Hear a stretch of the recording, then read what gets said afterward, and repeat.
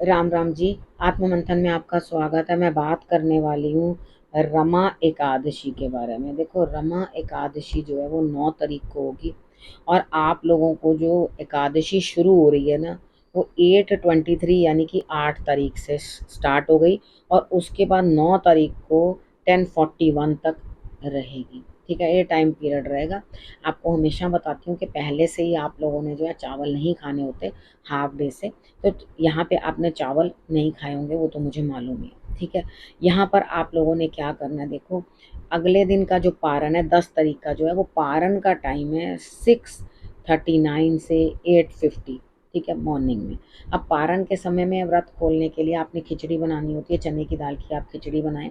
खिचड़ी बना के उसके ऊपर देसी घी तेल डालकर, और तुलसी तो ज़रूर भोग लगाने के लिए आपने तोड़नी है। ठीक है, वो ज़रूर आपने पहले ही से तोड़ के रख लेनी है, क्योंकि तुलसी का पत्ता तो ड्राई भी हो जाए तो भी उसकी कुछ नहीं बिगड़ता, वो तब भी चढ़ा सकते हैं, कोई प्रॉब्लम नहीं होती। ठीक है, तो यहाँ पे आपने पहले से ही तोड़ के रख लेनी है, और उसके बाद उसके अंदर डाल के, जैसे हमने पहले ही तोड़ ली, और उसके बाद उसके अंदर एक पत्ता रख के वो आप जो है भोग लगाओ। और एकादशी वाले दिन भी आपने जितनी बार उनको भोजन का भोग लगवाना है, फ्रूट खाए तो भोग लगाया, आपने मखाने की खीर बना ली तो आपने भोग लगाया, या आप कोई भी चीज़ें इस तरह की बना रहे हो तो वो आपने भोग लगवाने के समय तुलसी और तिल दोनों चीज़ें डालनी है। अब कृष्ण भगवान को चावल का तिलक नहीं लगता, उनको तिल का जो है तिलक लगाया जाता है। तो आपने तिल लेके उसमें देसी घी लगा लेना, या आप वो हल्दी वगैरह जो लगाना चाहते हैं वो लगा लेना।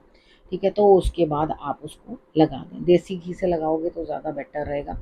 थोड़ी हल्दी, और उसके ऊपर आपने तिल लगा देना है। ठीक है, ये आपने उनको तिलक करना है। उनको सुबह सुबह अच्छे से तैयार करा लेना, नहा लेना। तिलक मैंने आपको बता दिया कौन सा लेना। तुलसी आपने उनके आगे ज़रूर अर्पण करनी है।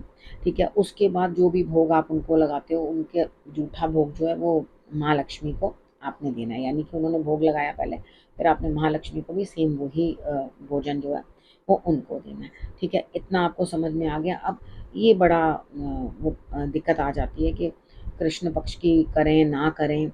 आप प्रश्न पूछते हैं क्या हम कृष्ण पक्ष की एकादशी करें या गृहस्थ। देखो, ऐसा है कि मेरे हिसाब से तो दोनों ही अच्छी हैं, लेकिन गृहस्थों को ज़्यादा इन्वॉल्वमेंट इस चीज़ में नहीं देते, क्योंकि होता क्या है कि आप धीरे धीरे विरक्ति की तरफ चलने लग जाते हो। आपके मन जो है उचाट होने लगता है गृहस्थी से। तो अगर तो जीवन साथी भी वैसे हैं तो ठीक है, कोई प्रॉब्लम नहीं है। ठीक है, आप गृहस्थी के अंदर ना तो सन्यासी इन्वॉल्व होते हैं, ना विडो लेडीज़ जो हैं इन्वॉल्व होती हैं।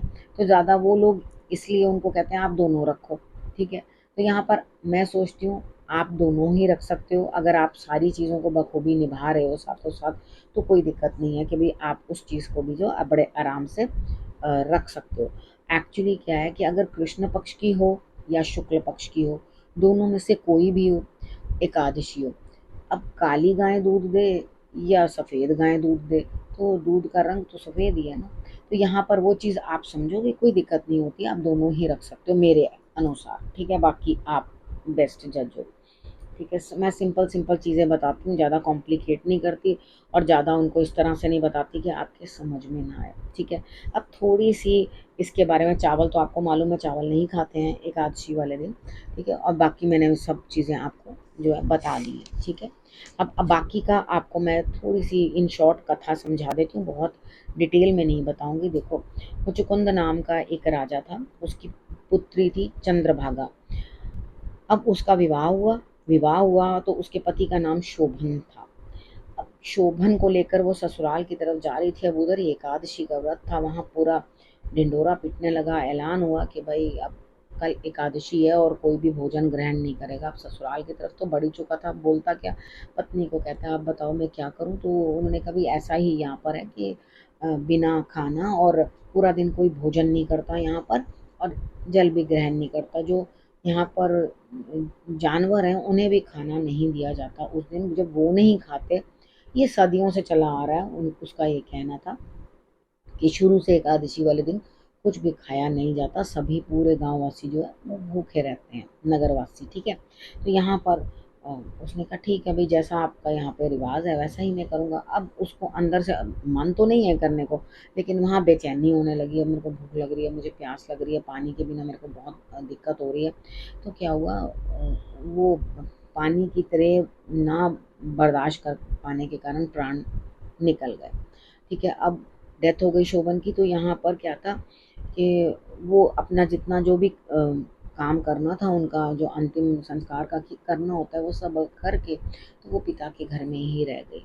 अब उधर एक सोमनाथ शर्मा नाम का कोई ब्राह्मण था, उसका जाना हुआ मंदराचल पर्वत की तरफ। उधर उसने देखा कि एक वहाँ का कोई राज्य है, उसके अंदर वो शोभन जो है वहाँ पर राजा है। तो वहाँ उन्होंने जाकर, शोभन ने भी उनको पहचान लिया और उन्होंने भी शोभन को पहचान लिया। तो उसने बड़ा सेवा भाव करी कि आओ आओ आके बैठो यहाँ पर। तो उन्होंने कहा तुम्हारा यहाँ पे कैसे मतलब राज्य हो गया है, तुम यहाँ पे कैसे? फिर जो एकादशी का मैंने व्रत रखा था उसके कारण, लेकिन क्योंकि मैंने बड़े बेमन से रखा था वो व्रत, मुझे अंदर से मन नहीं था, इच्छा नहीं थी कि मैं उसको भूख प्यास को सहन करूं या व्रत रखूं। मुझे ऐसा लग रहा था कि व्रत मेरे पे किसी ने लादा है और मुझे करना पड़ रहा है। उस कारण से जो ये राज्य तो है, लेकिन ये जो है नाश हो जाएगा, ये रहेगा नहीं। मुझे प्राप्त तो हुआ है, यहाँ का राजा तो मैं बनाऊं, लेकिन ये नाश हो जाएगा, रहेगा नहीं है। अब उसने कहा कि ठीक है। कह रहा आप वापस जा रहे हो, क्योंकि वो ब्राह्मण था तो इधर उधर जाते रहते थे, यात्रा करते थे। तो उन्होंने कहा जब आप वापस जाओगे तो जाकर आपने चंद्रभागा को बोलना, यानी कि अपनी पत्नी को, अपनी पत्नी के लिए बोला उन्होंने कि उसको आपने ये बोलना है कि मैं यहाँ पर राजा हूँ, उसको बताना है आपने। तो वो भी जब जाकर उन्होंने वो खबर खबर उसको दी, चंद्रभागा को, तो वहाँ पर उसने क्या किया कि वो सोचने लगी कि भाई मुझे भी ईश्वर जल्दी बुला ले, मैंने इतनी एकादशियाँ रखी हैं, मैंने इतना आपको सच्चे मन से ध्याया है, तो मुझे भी अपने पति के पास जाने की बहुत इच्छा है। तो वो लगातार प्रार्थना करती रही, ईश्वर ने वो भी प्रार्थना स्वीकार की। और उसके बाद वो भी जो है मृत्यु के बाद वहाँ गई और उन्होंने वामांगी बनाया, दोबारा बिठाया शोभन ने। ठीक है, तो उन्होंने कहा कि आप मेरी पत्नी हो, आओ और मेरे साथ बैठो। अब उन्होंने ब्राह्मण को क्या कहा था, क्या संदेश देने के लिए बोला था कि आपका जाना हो, जब वो जीवित थी, आपका जाना हो तो आपने वहां जाकर कहना है कि मैं जब 8 वर्ष की आयु से ऊपर हुई तभी से मैं एकादशियां रख रही हूँ, और मैं सारी एकादशियों का पुण्य जो है उनके लिए दे देती हूँ, अर्पण कर देती हूँ, ताकि उनका जो राज्य है उसका नाश नहीं हो। ठीक है, तो यहाँ पर उन्होंने अपनी सारी एकादशियों का फल जो है उन्हें प्रदान कर दिया। अब उस नगर का कोई भी नुकसान अहित नहीं हुआ जो मंदराचल पर्वत पे था। ठीक है, तो ये कहानी थी, ये कथा थी जो मैंने आपको शॉर्ट में समझा दी है। ठीक है, और कृष्ण भगवान की आराधना जो है सर्वश्रेष्ठ होती है। उनकी ये एकादशी का व्रत जो है, रमा एकादशी, बड़े बड़े पापों को भी नाश करने वाली है, और उसके बाद आपको जो है बेटर रिजल्ट देने वाली है। बस आपने करना क्या है, अच्छे भाव से अच्छे मन से रखो, और ना रख सको तो कोई बात नहीं। कितनी बार होता है कुछ लोग नहीं मानते, लेकिन अंदर से कई बार बहुत मन करता है कि हाँ मुझे भी रखना है, मुझे भी रखना है। तो आप क्या कर सकते हो, जितना आपको जिस तरह का भी आपको भाता है उस तरह से आपने रखना है। बस अन्न का सेवन नहीं करना होता। नवरात्रों का खाना जो होता है, जो स्वांग के चावल और स्वांग का आटा, कुट्टू का आटा, ये सब आप ले सकते हो। जो लोग नमक खाना चाहते हैं तो वो सेंधा नमक ले सकते हैं। वैसे तो नमक नहीं खाना चाहिए, बहुत सारी मीठी चीज़ें बनती हैं, बाकी जो जैसे रखना चाहे। क्योंकि मुझे तो ऐसा लगता है जो थोड़ी सी इन चीज़ों के अंदर ईश्वर से क्षमा मांग लेनी चाहिए कि हम ऐसा ही कर पाते हैं। तो भगवान को कोई आपसे किसी चीज़ का लालच नहीं है, कोई जायदाद नहीं चाहिए, उनको कुछ भी नहीं चाहिए। उनको सिर्फ आप किस भाव से दे रहे हो, किस भाव से प्रेम कर रहे हो, उतना ही पर्याप्त है।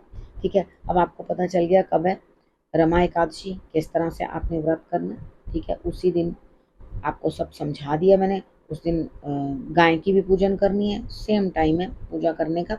उस टाइम पे शाम के समय ही आपने रमा एकादशी वाले दिन, उस समय पर भी आपने जो है एक बार शंकर भगवान के आगे भी उनके शिवालय में जो है दिया लगा देना है। ठीक है, अब इस विषय को यहीं करती हूँ समाप्त। अगले विषय के साथ फिर से आऊँगी, तब तक करना क्या, रखना अपना और अपनों का बहुत अच्छे से ध्यान, और फिर से मेरे आने का करना इंतज़ार। तब तक के लिए नमस्कार।